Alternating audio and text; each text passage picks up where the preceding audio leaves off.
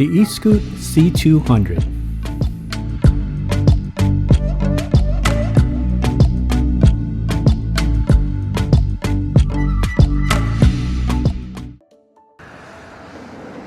Hello everyone, welcome to Brian Unboxed. In this video, we're going to look at the Eskute C200 electric bike. Here's a look at how the bike comes in when it's delivered. It's packaged well with a lot of foam protecting it. Assembly is required and the user guide walks you through it. Inside it comes with a charger, user guide, tools, pedals, handlebar stem, and kickstand. Here's the bike fully assembled. The assembly process was straightforward. The user manual was pretty good, and there's also a video from the company that I'll link in the description box below.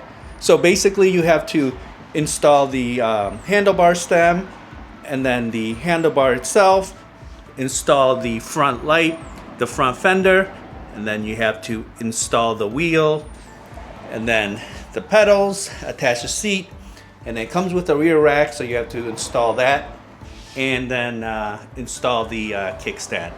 And then put air in the tires, and then you're ready to go. Going over some specs, this comes in a step through and a step over frame. Also multiple color options. I have the step over in the orange color. It has an aluminum alloy frame, 750 watt rear hub motor, 1500 watt peak power, 48 volt 17.5 amp hour lithium battery, 70 mile range, 28 mile per hour top speed, 26 by 2.1 inch tires, 5 pedal assist level and a twist throttle, Shimano 7-speed, LCD display with NFC card, mechanical disc brakes, front, rear lights and fenders, front suspensions with 80 millimeters of travel. It weighs in at 66 pounds and has a max load of 350 pounds. So walk through around the bike. You can see that the front, you have the front suspensions. You also have the front light, front fender, mechanical disc brakes, and then the 26 by 2.1 inch tires. Towards the middle you have the battery keyhole, the battery, then you have the kickstand on the rear here, mechanical disc brakes, rear fenders, the rear cargo rack, and then you also have a rear light. On the other side here you can see the motor, which peaks out at 1500 watts of power. And then you have the 7-speed cassette, rear derailleur. Looking at the handlebar area, you have your left and right brake levers, and then you have the controls on the left side. And then on the right side, you have your gear shifter, along with a twist throttle and the key to turn it on and off. So powering up the bike, make sure you have the key in the on position here. And then on the display, you can hold down the mode button, and then that will power it up. It also comes with 2 NFC cards, so once you have it in the on position, you can turn it on and off with the NFC card. So just put it on top, and it turns it off, and then put it on top, and it will turn it on. Once it's on, pressing the M button again, you can cycle through the trip, odometer, voltage, and then the time, and then pressing the plus button, you can cycle through the different pedal assist levels 1 through 5, and then you can cycle down by pressing the minus button. You also have a light button here in the left side, and then that will activate the front light and also the rear light. It has an electronic horn, and this is how it sounds. So it's very loud, and it has a walk assist feature. So to do that, just hold down the minus button, and that will activate it. Now I'll show some footage of the bike in use. I'll test it out on rough terrain, show the different pedal assist levels, throttle, test the brakes, see how it does uphill, downhill, and then give my thoughts. Now for the rough terrain test, I'm going to take it down this trail. It's pretty bumpy and we have gravel on the side. I usually take a lot of the e-bikes and e-scooters down this trail. The bike does have the front suspensions, and it also has a lockout feature, which I currently have off. So it should go to work. So let's see how it does. Here we go, rough terrain test.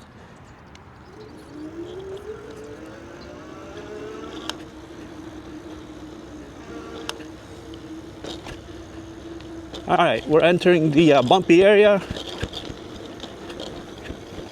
I see the suspension's going to work, so it's absorbing the bumps.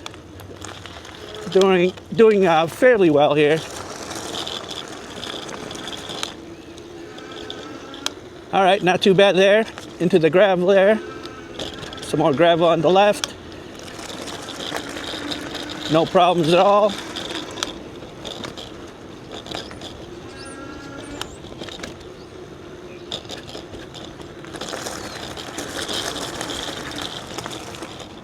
Now onto the speed test. As mentioned earlier, the bike does have the 5 pedal assist levels, and it also has a twist throttle. So we'll start off with the pedal assist. I'll start off at pedal assist 1 and cycle all the way up to 5, and let's see how fast each level goes. After that, we'll do the twist throttle only. All right, here we go, pedal assist 1.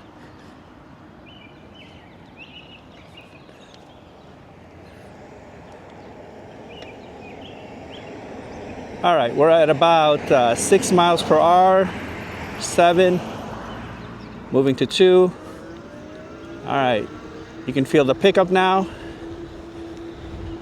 About 12 miles per hour, moving to 3.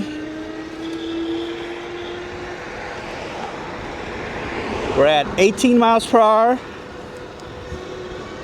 pedal assist 4.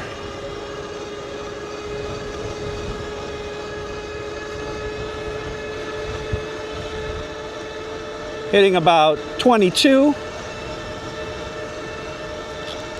and pedal assist 5.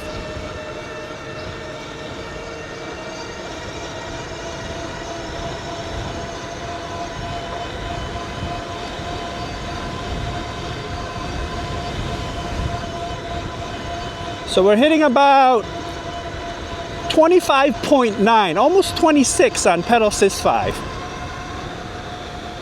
All right, so with the pedal assist, we reached 25.9 miles per hour. Now I'm just gonna use the twist throttle. All right, here we go. Speed test with the twist throttle only.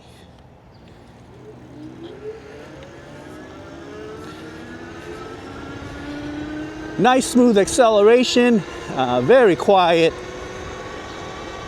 All right, we're up to 20. 21.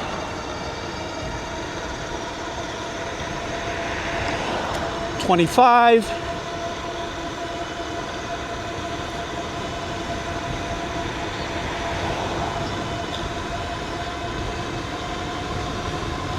26. 27. So it looks like it's topping off at 27 miles per hour with the twist throttle only. Now I'll test out the brakes. I'll take it to max speed, and once I come into view, I'll hit the brakes and you can use the parking lines as reference.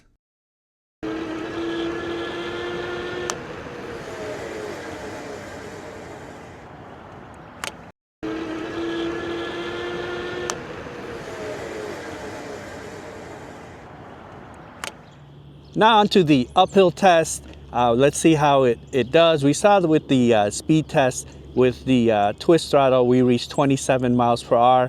We're just going to use the twist throttle here.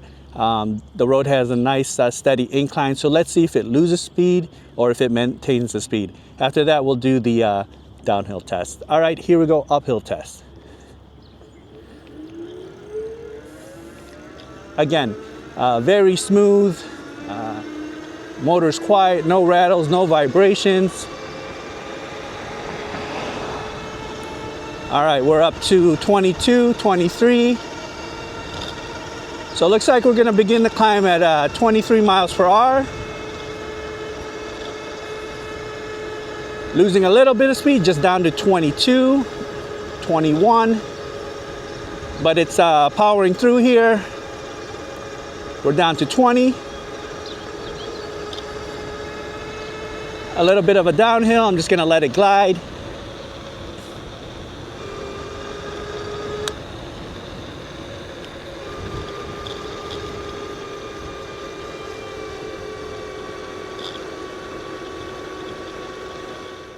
Okay, so with the uphill test, we began the climb at 23 miles per hour. Lost a little bit of speed down to 20, but it powered through and had no issues. Now let's see how it does with the downhill test. And as always, I'll probably have to slow it down at that midpoint area. All right, here we go, downhill test.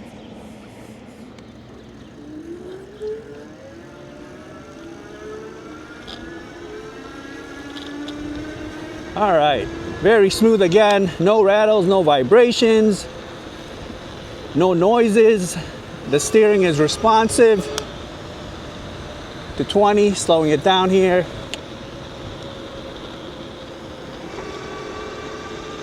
So it's handling it with ease.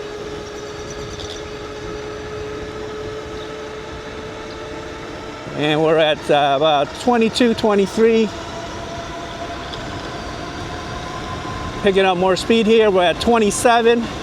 Maxing out at 27 here as we go downhill.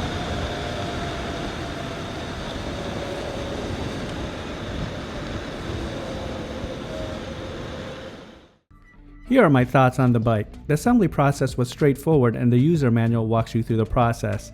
I didn't run into any issues.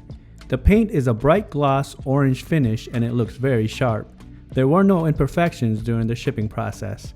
I like that it comes with the lights, rack, and fenders. The bike feels solid, and as mentioned, depending on your preference, there is a step-through frame model available if you're not a fan of the step-over. The cables are well organized and the majority are ran through the frame. The saddle is wide, soft, and was very comfortable, and I had no issues during longer rides. The handlebars are good length. The steering felt stable and tight, no rattles or vibrations, and it was very responsive. It handled the rough surfaces fairly well. The front suspensions absorbed a lot of the bumps. This is more of an urban style commuter, so it won't have the fat tires. The 750 watt motor, 1500 watt peak, was strong. It was able to handle the incline with minimal speed loss and maintained about 20 miles per hour during my test. With pedal assist, I reached 25.9 miles per hour, and with the twist throttle, I reached 27 miles per hour. This has an advertised max speed of 28 miles per hour and a range of up to 70 miles. But that will depend on the throttle usage, pedal assist level, weight, and environment that you're in. The mechanical brakes were sufficient, but I would have liked to have seen hydraulic brakes. The LCD display is small, simple, and intuitive. It doesn't get washed out on sunny days. The NFC card is a nice touch. Overall, the bike performed. I was surprised with the amount of power and torque. It can get you up to speed in no time. This would be a good commuter as it has a good amount of range and power, and its front suspension gives it the flexibility to handle some rough surfaces. So that is my review of the Eskute C200 electric bike. If you like my video, go ahead and hit that like button, and if you haven't subscribed yet, hit that subscribe button as well. Until next time, this is Brian Unboxed. Take care, everyone.